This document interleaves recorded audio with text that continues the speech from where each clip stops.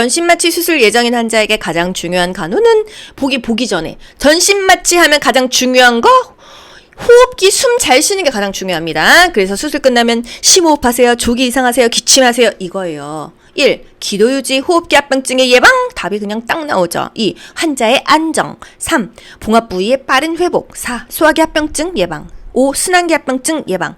정답은요? 1번 호흡기 합병증 예방이에요. 전신마취 수술하고 있는 동안 침이라든지 입안에 그런 이물질이 고여 있습니다. 그래서 이 정신을 차리고 깼을 때 그거를 다 뱉어내야지 안 그러면 흡인성 폐렴이 생기거든요. 또는 무기폐. 그렇기 때문에 호흡기 합병증이 가장 중요합니다. 이 염증, 소화기, 순환기, 안정 이런 게 중요한 게 아니에요. 숨을 쉬어야죠. 숨을 안 쉬면 사람이 사망입니다. 이러거든요. 호흡이 가장 중요한 거예요. 환자를 다른 병동으로 전동시킬 때 전동간호 문제도 정말 거의 매번 나오거나 2번에 한 번 나오죠. 전동시킬 때 어떻게 해요? 모든 거 싹 다 같이 보낸다 이거 아니겠어요? 1. 남아있는 약은 남김없이 버린다. 2. 중간 병원비를 정산하라고 한다. 3. 환자 기록과 전동 물품들을 해당 병동으로 옮겨준다. 딩동댕. 4. 의무 기록지를 정리하여 원무과로 보낸다. 5. 병실 전동 시에는 환자의 비밀이기 때문에 왜 옮기는지 알리지 않는다. 정답은요? 3번 환자의 모든 거 싹 다 해당 병동으로 옮겨준다 이거예요. 남아있는 약을 남김없이 버리면 어떡합니까? 중간 병원비를 정산하라고 한다? 이거는 퇴원할 때 병원비 정산하는 거죠. 또 의무 기록지를 정리하여 원무과로 보낸다? 이것도 퇴원할 때 원무과에서 돈 내세요 이거예요. 병실 전동 시에는 환자 비밀이기 때문에 왜 옮기는지 알리지 않는다? 이거는 말도 안 되는 얘기죠. 환자 비밀은 다른 게 환자 비밀이지 이게 병동 옮기는 게 왜 비밀입니까? 전동시 간호 병원은 같은데 과만 옮기는 것이 전동입니다. 싹 다 보낸다 이거죠. 전입시 병동시설에 대해 안내한다. 환자가 병동으로 옮길 때 약물, 차트 이런 거 싹 다 보낸다 이 얘기입니다. 이런 문제도 나왔어요. 의사 동의 없이 환자 본인의 결정으로 퇴원하는 것은 우리가 자의 2번 배웠죠? 자의 퇴원이라는 것도 있대요. 환자 본인이 결정하는 거 자의 2번, 환자 본인이 퇴원하는 거 자의 퇴원. 퇴원할 상황이 아닌데 저는 더 이상 병원비가 없어요. 이러고 퇴원할 수 있잖아요. 의치관리법. 의치 하면은 포인트 뭐죠? 찬물에 담근다, 뜨거운 물에 하지 않는다? 요것만 일단 기억하고 보기 보세요. 1. 칫솔보다는 거즈를 이용하여 닦는다. 2. 마모제가 많이 함유된 치약을 사용한다. 3. 세면대에 수건을 깔아놓고 의치를 닦는다. 4. 물기가 없는 건조한 상태에서 의치를 끼운다. 5. 깨끗한 컵에 뜨거운 물을 부어 의치를 보관한다. 정답은요? 3번이죠? 세면대에 수건을 깔아놓고 의치를 닦는다. 왜? 의치는 비싸요. 떨어뜨리면 깨지니까 쿠션 역할을 할 수 있게 수건을 깔아놓고 닦아라 이 얘기예요. 뜨거운 물 틀린다고 했죠? 그러니까 5번 깨끗한 컵에 뜨거운 물을 부어 의치를 보관한다. 이건 그냥 바로 제껴지는 거고요. 4번 물기가 없는 건조한 상태에서 의치를 끼운다. 찬물에 담가서 보관을 하고 끼우기 전에 물로 한번 헹궈서 살짝 촉촉한 상태에서 잇몸에 끼워 넣어야지 건조한 상태에서는 잇몸하고 쩍 달라붙겠죠. 2번 마모제가 많이 함유된 치약을 사용한다. 의치를 뭘로 닦죠? 의치 세정제 또는 주방세제, 퐁퐁으로 닦습니다. 치약을 사용해도 괜찮기는 해요. 현실에서는. 하지만 마모제가 많이 함유된, 이게 함정이죠? 마모제가 많이 함유되어 있으면요. 의치가 마모되겠죠. 그렇기 때문에 마모제가 많이 함유된 치약은 금한다. 1. 칫솔보다는 거즈를 이용하여 닦는다. 의치를 꼼꼼히 닦으려면요 칫솔로 닦는 게 더 좋다라는 거. 거즈를 이용해서 닦는 건 구강간호, 사람의 잇몸 닦을 때예요. 의치간호, 의치 문제도 거의 매번 나오는 굉장히 중요한 키워드입니다. 세면대에 수건을 깔아놓고 의치를 닦는다. 왜? 의치가 파손되는 것을 예방하기 위해서. 의치는요 2% 증조수나 붕산소로 닦는다. 변형을 막기 위해서 세정제나 물에 담가서 보관한다. 의치는 미지근한 물에 닦는다 이런 표현까지는 맞습니다. 하지만 뜨거운 물은 안 되죠. 무의식일 때 수술 들어갔어 전신마취 했어 이럴 때요 의치를 빼고 들어갑니다. 왜? 의치가요 큰 것만 있는 게 아니에요. 전체 틀니는 굉장히 크기가 크지만 부분 틀니가 있어요. 내가 이가 한 2-3개 없어 이런 경우 꼈다 뺐다 하는 틀니를 착용하는데 이 고리가 빠지면은 목구멍으로 넘어갈 수 있어요. 수술실, 무의식, 경련 중, 수면 중일 때는 의치를 뺀다, 틀니를 뺀다 이 얘기입니다.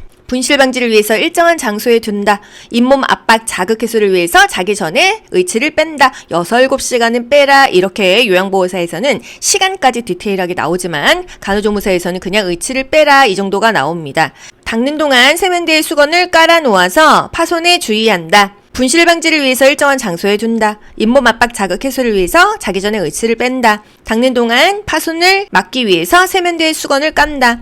수술실 무의식 경련 중 수면 중일 때를 위해서 의치를 뺀다. 석고붕대 하고 있는 다리의 등척성 운동 방법은 등척성 관절을 사용하지 않는 운동이죠. 힘만 줬다 뺐다 한다. 이 정도 알고 보기 보세요. 1. 정해진 각 속도로 움직이게 한다. 2. 환자가 힘들어하면 보호자가 수동적 운동을 해준다. 3. 다리의 근육을 수초간 조였다가 푸는 것을 반복한다.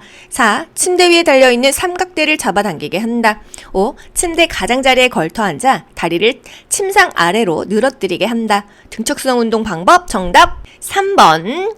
근육을 조였다가 푼다. 힘만 줬다 뺐다 한다. 이게 등척이에요. 같을 등 길이척, 길이가 같은 운동이라고 하면은 이 관절을 막 사용해서 움직이는 게 아니라 힘만 줬다 뺐다 한다 또는 벽밀기 이런 운동이 등척성 운동입니다. 등척성 운동, 관절을 움직이지 않고 근육을 강화시키는 운동이다. 힘만 줬다 뺐다 한다 또는 벽밀기 운동 같은 거. 등장성 운동은요, 근력을 증가시키는 운동이죠. 관절을 사용합니다. 수영, 등장성 운동이에요. 수영은 수영장에서 하죠. 등장성 운동이다. 이렇게 그냥 연결하세요. 걷기, 조깅 다 등장성 운동입니다. 골다공증 환자는 걷기가 좋다. 골다공증 환자는 등척성 운동이 좋다고 했어요. 하지만 걷기가 등척성 운동은 아닙니다. 아시겠죠? 걷기는 등장성 운동이지만 그냥 골다공증 환자한테는 좋은 거예요. 다음 중 호흡 측정 방법으로 옳은 것은 국가고시에는 이런 식의 표현이 있습니다. 1. 영아가 울고 있는 중일 때 잰다. 2. 흡기와 호기를 각각 1회씩 체크한다. 3. 호흡 측정 중 긴장을 풀기 위해 대화한다. 4. 요골 맥박을 측정한 손을 그대로 두고 측정한다. 5. 호흡이 불규칙할 시 30초 측정 후 곱하기 2한다. 정답은요? 4번. 요골 맥박 측정한 손. 이 맥박을 잰 그 손을 그대로 두고 그대로 측정합니다. 왜? 호흡은요, 환자 모르게 측정해야 되는 게 호흡이에요. 그렇기 때문에 그냥 맥박 재는 척 하면서 호흡을 잽니다. 왜 환자 모르게 해? 호흡 잴게요. 그리고 심장을 쳐다보세요. 환자의 가슴을 쳐다봐요. 얼마나 뻘쭘해요. 이게 심장이 오히려 쿵쿵쿵 뛰죠? 정상적인 호흡을 측정할 수 없으니까 몰래 잰다 이거예요. 가슴이 올라가고 내려가는 거, 흡기와 호기를 각각 1회가 아닙니다. 합한 게 1회예요. 올라갔다 내려오는 게 1회예요. 아시겠죠? 그래서 성인의 호흡은 1분에 12에서 20회밖에 안 됩니다. 올라갔다 내려갔다 하면은 막 40회 되겠죠. 그쵸? 그래서 문제, 환자가 눈치채지 않게 측정해야 되는 거 호흡이다. 요것도 문제 많이 나오죠? 울고 있을 때 재면 호흡이 너무 가팔라지겠죠? 호흡을 측정 중 긴장을 풀기 위해 대화한다. 대화하지 않습니다. 호흡 잴 때, 혈압 잴 때 말하는 거 아니에요. 호흡이 불규칙하면은요, 곱하기 2가 아니라 1분 내내 재야죠. 호흡, 흡기와 호기를 합한 게 1회이다. 성인은요, 1분에 12에서 20회 정도가 정상 호흡입니다. 12회 이하는 서호흡이에요. 신생아는요, 호흡이 성인의 따블이에요. 30에서 60회. 신생아는 호흡이 30부터 60회 안에 들어간다는 거 거의 따블이다. 이렇게 기억하세요. 환자 모르게 재야되는 활력증 후 호흡입니다. 그래서 호흡은 환자 모르게 맥박 측정하는 척 요골 부위에다가 손목시계 차는 여기 거기다 손을 그대로 올려놓고 이렇게 옆으로 환자 가슴을 보면서 위아래로 흡기와 호기를 합해서 1회입니다. 호흡에 관여하는 근육, 횡격막과 늑간근. 이거 국가고시 정말 잘 나오죠? 우리가 배우는 거는 횡격막, 늑간근 또는 왜 늑간근 이런 거 나옵니다. 호흡 시, 정상 호흡 시 이용되는 근육이 횡격막이다. 이 빨갛게 제가 시뻘겋게 가로로 이렇게 해놓은 게 횡격막이에요. 그래서 호흡 곤란 환자 상체를 일으킨다. 상체를 일으키면 횡격막이 밑으로 떨어지면서 그 안에 공간이 넓어지면서 숨쉬기가 편안해지거든요. 그래서 일어나는 거예요. 정상호흡 시 이용되는 근육 횡격막, 격이에요. 횡격막. 이산화탄소가 올라가면 호흡수가 높아진다. 산소 없는 곳에서는 더 과호흡이인다. 호흡의 중추, 호연수, 연수죠. 연수는 호흡 중추이다. 혈관 조절한다. 심장의 중추이다. 그래서 연수가 국가고시에 정말 많이 나와요. 연수가 망가지면 죽으니까. 연수는 뇌계와 척수 사이에 있으며 자율신경의 핵으로 뇌의 가장 아랫부분에 있다. 연수 또는 같은 말로 숨뇌예요. 노인 환자, 데메롤, 모르핀 투여 시 반드시 호흡수를 측정해야 한다.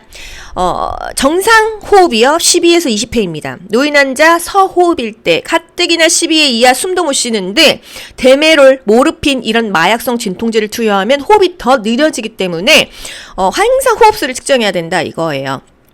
그래서 활력 징후가 중요한 것입니다. 이것도 국시 빈출이죠. 호흡수, 어떤 약을 먹이기 전에, 투여하기 전에 호흡수를 재냐? 모르핀입니다. 또는 모르핀 먹일 때, 투여할 때 뭘 재냐? 호흡수입니다. 왜? 서호흡이 되니까. 맥박수는요? 디곡신, 디기탈릭스, 강심제예요. 이거 먹이면은 맥박 떨어지죠? 그래서 맥박수를 확인하고 처방한다. 쿠마린, 헤파린, 피가 안 멈추는 약입니다. 그래서 항응고제예요. 응고되지 않는 약. 그래서 혈액 응고 시간을 체크해야 돼요. 이 약 먹고 있는데 치과 막 발치 막 몇 개 있어요. 피 막 펑펑 나겠죠? 그래서 항상 호흡수를 떨어뜨리는 약, 맥박수를 떨어뜨리는 약, 피가 안 멈추는 약 이런 것을 투여할 때는 신중해라 이 얘기예요. 최근 국시에 요게 나왔어요. 호흡의 두 가지 종류가 있는데 임종시의 호흡. 죽기 전에 어떻게 써요? 숨이 이렇게 무호흡과 과도호흡이 교대로 일어납니다. 이게 바로 체인 스토크스 호흡, 임종시의 호흡이에요. 그런데 국시에 뭐 나왔어요? 쿠스마을 호흡 나왔어요. 쿠스마을 호흡은 호흡의 리듬은 규칙적이지만 비정상적으로 깊고 호흡수가 증가하는 것이 특징이고 과일 냄새가 난대요. 그래서 케톤성 당뇨병 환자가 혼수 상태가 됐을 때 이 과일 냄새가 나는 호흡이 뭐냐? 쿠스마을 호흡이다 그랬습니다. 호흡 리듬은 규칙적이나 호흡이 비정상적으로 깊고 호흡수가 증가한다. 당뇨병, 케토산증 발생 시에 나타나는 호흡이다. 쿠스마을 호흡입니다. 제가 이게 서로 헷갈려가지고서는 임종시에 사람이 이렇게 죽으면 손을 양쪽으로 이렇게 다소곳이 모으지 않습니까? 그게 마치 뭐 이렇게 체인을 이렇게 한 느낌이어서 제가 그걸 체인 스토커스 호흡으로 외웠었고 쿠스마을이 기억이 안 나서 메리 크리스마스 이렇게 외웠었어요. 당뇨병 크리스마스. 그래서 쿠스마을, 쿠스마스가 아니죠. 쿠스마을 호흡은 당뇨병, 당뇨, 크리스마스 이렇게까지 외웠었습니다. 어쨌든 이렇게 연결해서 찍을 수 있거든요. 임종시의 호흡, 체인 스토크스 호흡. 케톤성, 당뇨병, 당뇨, 크리스마스, 쿠스마을 호흡이다. 이렇게까지 연결을 합니다. 이게 본인이 암기가 안 되면요. 어떻게 해서라도 히스토리를 만들어서 그냥 엮어야 돼요. 섭취량으로 기록되어야 하는 것은 섭취량과 배설량? 국가고시 맨날 나오죠? 직전국시에도 나왔죠. 섭취량, 우리 몸에 들어오는 모든 것입니다. 1. 소변, 2. 구토, 3. 설사, 4. 가글액, 5. 혈액 공급받은 용량. 정답 뭐예요? 소변? 배설량이잖아요. 구토? 배설량이잖아요. 설사? 배설량이잖아요. 가글액? 섭취량도 아니고 배설량도 아니죠. 왔다 가는 존재입니다. 가글가글 이거는 섭취도 아니고 배설도 아니라는 거. 혈액 공급받았어? 수혈받았어? 이거 섭취량 아니겠어요? 정답 5번 맞습니다. 섭취량과 배설량 인테이크 앤 아웃풋 해서 INO라고 합니다. 뭐 인풋도 되고 사실 인테이크도 되고 다 똑같아요. 인풋 아웃풋 해도 INO 인테이크 앤 아웃풋. 섭취량에 포함되는 거 음식 먹었어 섭취량이죠. 복막 주입액 뭔가 몸으로 들어온 거 섭취량이죠. 비위관 코줄 꼽았어 위강 영양했어 튜브로 삽입해서 밥 먹었어 다 섭취량입니다. 얼음은 섭취량을 절반만 계산한다. 얼음은 절반을 수분량으로 환산한다. 얼음 10개 먹었어. 그럼 5개만 수분량으로 섭취량으로 환산하는 거예요. 약 복용 시 물하고 먹었어. 이 물도 섭취량이죠. 배설량 몸에서 빠져나가는 것들, 진물, 소변, 구토물, 이 상처 배액 이런 것들이요. 설사도 배설량인데 그냥 똥은요 배설량 아니래요. 그냥 똥, 가글액, 그냥 땀 이거는 배설량이 아니라는 걸 기억하세요. 그냥 우리가 조금 땀 나는 거 어떻게 측정이 안 되잖아요. 그죠? 가글액은 왔다 가는 거니까 정상 대변은 아니고 설사는 배설량이라는 거. 그래서 배설량이 아닌 것만 기억하세요. 그냥 땀, 발한, 또 정상적인 대변, 가글액입니다. 이런 문제도 있어요. 다 연결해서 제가 짚어드리는 것입니다. 여러분이 이렇게 다 일일이 찾기 너무 어려우니까. 신부전, 사구체 신염 환자는요.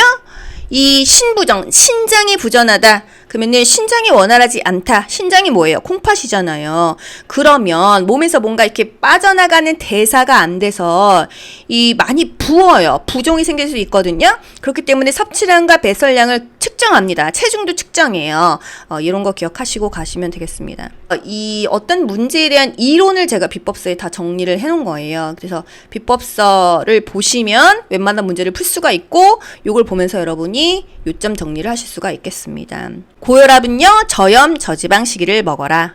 이뇨제 투여 후 섭취량과 배설량을 확인해라. 이런 것도 곡시에 나오는데요. 이뇨제는요, 몸에 있는 걸 쭉쭉 빼줍니다.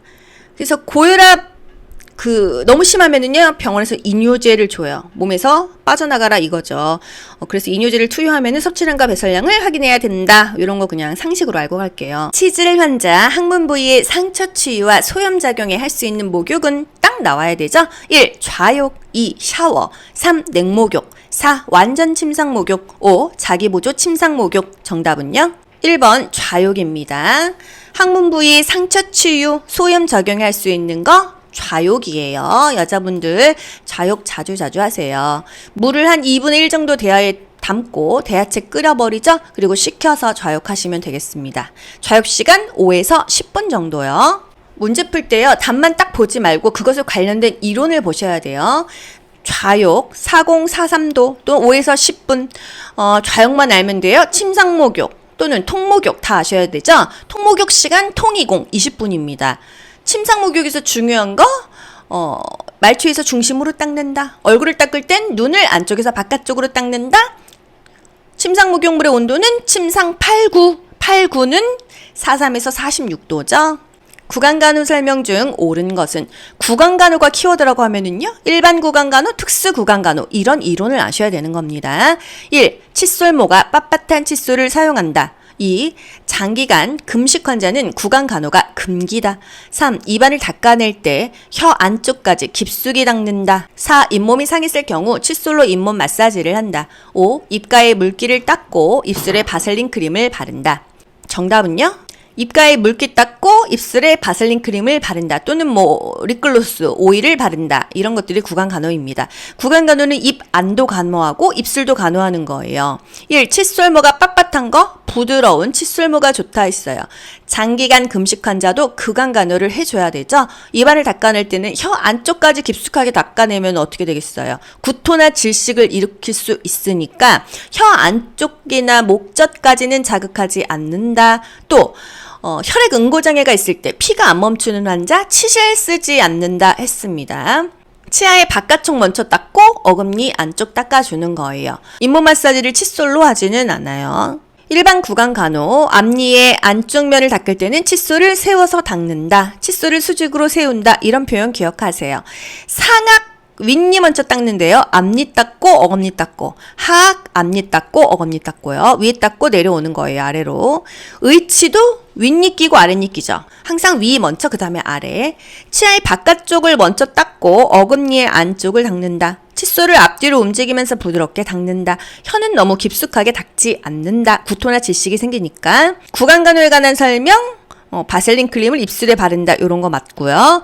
특수 구강간호, 특수한 간호라는 거, 무의식 환자인 경우, 또 산소요법 받는 환자, 안면이 마비됐어, 편마비야, 장기간 금식하는 환자, 탈수하는 환자, 기관 내 삽입 환자, 비위관 환자 다 특수 구강간호라는 거예요. 구강간호 후 입안에 남아있는 물기를 닦아낸다. 또 무의식 환자에게 구강간호 제공할 때 체위는 상체를 올려줘야겠죠. 측위, 고개를 옆으로, 상반신 약간 올린 자세 다 좋다. 또 흡인 방지를 위한 자세에 상체를 올리는 게 가장 좋습니다. 또는 고개를 옆으로 돌린다. 구강간호에 쓸 수 있는 용액은요. 가산화수소, 붕산수가 좋고요. 입술에는 바셀린이나 미네랄 오일을 바를 수 있습니다. 가산화수소 대 물은요. 1대4, 물 대 가산화수소는요. 4대1, 물을 4배 더 넣고 이렇게 섞어서 구강간호에도 쓰고요. 머리에 피떡 쪘어 거 이럴 때도 과산화수소를 씁니다. 백태가 껴있는 혀의 죽은 조직 제거에 과산화수소가 굉장히 효과적이고 구취 제거가 된다. 구강간호에 사용할 수 있는 용액, 붕산수, 증조수, 가산화수소, 생리식염수, 글리세린, 클로로엑시딘, 미네랄 오일 다 사용 가능한 거예요. 글리세린이랑 이 미네랄 오일은요, 입술에 발라주는 것입니다. 다 원액이 아니라 희석하는 건데요. 알코올은 절대 쓰지 않죠. 알코올은요, 개방상처에 쓰지 않는다. 이런 점막에 절대 쓰지 않습니다. 시작과 끝에 사용하며 여러 번 겹쳐서 감는 붕대법은 시작과 끝에 사용한다 하면 여러분 딱 아셔야 돼요. 1. 나선대, 2. 회기대, 3. 환행대, 4. 팔자대, 5. 나선절전대. 정답은요? 3번 환행대죠. 붕대의 시작과 마지막 환행대입니다. 나선대, 나 비슷 이렇게 암기하라고 했어요. 굵기가 비슷비슷한 곳, 나 비슷 나선대입니다. 팔자대, 손과 손가락, 몸과 사지, 관절이나 돌출부에 접히는 부분에 쓰는 거 팔자대. 나선절전대, 변절한다 해서 변하는 부분, 종아리의 부종을 감소하기 위해서 감는 거 절전대입니다. 나 비슷, 나선대는 굵기가 비슷비슷한 곳, 나선절전대는 종아리같이 굵기가 급격하게 변하는 곳이 되겠습니다. 환행대, 붕대의 시작과 마지막이 환행대예요. 환행대. 나선대가 말로 나오는 게 아니라 그림으로 나오는 경우가 있어요. 이렇게 팔목과 같이 굵기가 비슷비슷한 곳 나선대로 감는다. 붕대법의 시작과 마지막 환행대 이게 아니라 그림으로 찾으면 여러분 못 찾죠? 환행대가 이렇게 돌돌돌돌 말아주는 거, 동일 부위를 수차례 돌려 감는다. 환행대 그림으로도 아셔야 돼요. 오른쪽 편마비 환자의 식사 돕는 방법은 오른쪽 편마비니까 건강한 쪽은 왼쪽이겠구나 기억하시면서 보기 보셔야 돼요. 왼쪽을 활용하게 한다. 불편한 쪽은 지지해준다. 이것입니다. 1. 입에 오른쪽에 음식물을 넣어준다. 불편한 쪽에 넣어줄까요? 2. 환자가 스스로 먹도록 자리를 비켜준다. 3. 앉지 못하는 경우 오른쪽 축으로 눕힌다. 불편한 쪽으로 눕히나요? 4. 음식물을 삼키는 것이 어렵다면 물과 같은 액체 음식을 먹게 한다. 5. 머리를 앞으로 약간 숙이고 턱을 당긴 자세로 음식물을 삼키게 한다. 정답은요? 5번 머리를 앞으로 약간 숙이고 턱을 당긴 자세로 음식물을 삼키게 한다. 이것은 꼭 편마비 환자뿐만이 아니라 연하곤란 환자에게도 이런 자세로 음식을 먹입니다. 오른쪽 편마비니까 왼쪽 건강한 쪽으로 음식물을 넣어줘야 되는데 1번 오른쪽에 불편한 쪽에 넣어준다 했으니까 틀리죠. 2번 환자가 스스로 먹도록 하는 건 좋아요. 하지만 자리를 비켜주지는 않죠. 오른쪽 편마비니까 왼쪽 손으로 숟가락을 쥐어준다. 이런 것들이 좋은 답입니다. 3번 앉지 못하는 경우 앉지 못하는 경우 오른쪽 축위로 눕힌다. 눕힌다고 하면은요 왼쪽 축위로 눕히는 건데 식사할 때는 눕히지 않죠. 상체를 위로 올려줍니다. 4번 음식물을 삼키는 것이 어렵다면은요 액체 음식보다는 걸쭉한 연식, 죽 같은 게 더 좋다고 했어요. 고개를 숙이고 턱을 당긴 자세로 음식물을 먹는 게 오히려 살에 걸리지 않고 연하곤란 있는 환자에게 좋다. 고개를 숙이고 턱을 당겨라. 환자의 일상 식사 돕는 법. 가능하면 스스로 먹게 한다. 잔존 기능을 유지하게 한다. 편마비 환자는 건강한 쪽으로 먹게 한다. 불편한 쪽은 지지해준다. 장기간 입원 환자는 마비된 쪽을 지지해서 바른 자세로 저작이 편한 쪽으로 식사하게 한다. 건강한 쪽으로 먹게 한다 이거예요. 휠체어 건강한 쪽으로 대준다. 이동변기 건강한 쪽으로 대준다. 지팡이 건강한 쪽으로 대준다. 편마비 환자는 건강한 쪽을 아래로 하고 옆으로 눕혀준다. 건강한 팔을 짚고 일어나야 되거든요. 연하곤란이 있는 노인 환자 식사하는 동안 말 시키지 않습니다. 식사 전후 앉아서 휴식하도록 하고요. 묽은 액체 음식보다 오히려 점도가 있는 죽 같은 거 푸딩, 계란찜, 순두부 이런 연식이 더 좋다는 거예요. 편마비 시 건강한 쪽으로 머리를 기울여 음식을 먹게 한다. 건강한 쪽으로 먹게 한다. 또 똑바로 앉은 자세에서 목을 앞으로 숙이고 음식을 먹게 한다. 턱을 당겨준다. 마비된 쪽을 지지해서 바른 자세에서 식사하도록 해준다. 저작이 편한 쪽으로 식사하게 한다. 건강한 쪽으로 먹게 한다. 연하곤란 환자에게 구강 음식 제공 시 청색증을 주의해서 관찰한다. 청색증은요 산소 부족이에요. 뭐가 질식됐다는 거죠. 관찰하라 이거예요. 스스로 회복 시기 국가고시 거의 매번 나오죠. 물이나 보리차 먼저 먹고요. 유연경, 유동식, 연식, 경식 그리고 일반식 먹습니다. 유동식은 물로 된 거예요. 소화되기 쉽도록 물로 만든 음식이 유동식이고요. 관급식하고는 좀 다릅니다. 관급식은요 콧줄 꼽았을 때 관급식 들어가는 거예요. 연식, 흰죽이 연식입니다. 또 씹기 편하게 식품을 조리해서 식사 제공하는 거 이건 경식이에요. 가벼운 식사. 유동식은 묽게 만든 음식입니다. 미음, 죽, 스프 등이 있다. 죽은 유동식보다는 연식에 가깝습니다. 관급식, 목구멍이나 콧구멍으로 가느다란 고무관을 넣어서 음식 제공하는 거 관급식, 콧줄 꼽는 거 관급식이요. 검사나 치료 시 영아의 전신 움직임을 억제하기 위해 적용하는 보호대는 1. 재킷 보호대, 2. 장갑 보호대, 3. 벨트 보호대, 4. 혼입을 보호대, 5. 팔꿈치 보호대. 정답은요? 4번 혼입을 보호대가 되겠습니다. 보호대 문제도 쏠쏠이 잘 나오죠? 보호대 적용 원칙. 이게 억제되죠. 최소한의 시간만 사용한다. 2시간마다 풀어주고 적용 부위의 순환 상태를 확인한다. 이거 마냥 해놓으면 욕창 생기고요. 몸에 구축이 옵니다. 2시간마다 30분간 풀고 관절 운동과 피부를 자주 관찰해야 된다. 보호대는 침상 틀에 묶는다. 침상 난간에 묶는 게 아니에요. 침상 난간은 올렸다 내렸다 하기 때문에 고정이 안 돼요. 침상 틀 머리 쪽에 묶습니다. 의사 처방을 토대로 환자나 보호자의 동의를 얻어야 한다. 현실에서는 막 묶어 놓습니다. 그래서 문제가 많이 생기죠. 응급상황 시 풀 수 있는 매듭법을 사용한다. 이 매듭을 풀 수 있을 정도의 인지가 없으신 분들이 많습니다. 손목, 발목 등의 뼈가 돌출된 부위는 보호대 사용하기 전에 패드를 댄다. 패드 안 되면은 또 살 쓸려서 욕창이 전조가 되니까요. 체가상이 생기면 욕창이 또 되니까요. 재킷 보호대 요런 거예요. 재킷을 입혀주죠. 혼돈으로 협조가 어려운 환자, 진정제 투여한 환자, 침대에서 떨어지는 낙상 위험이 크니까 신체 보호대를 사용합니다.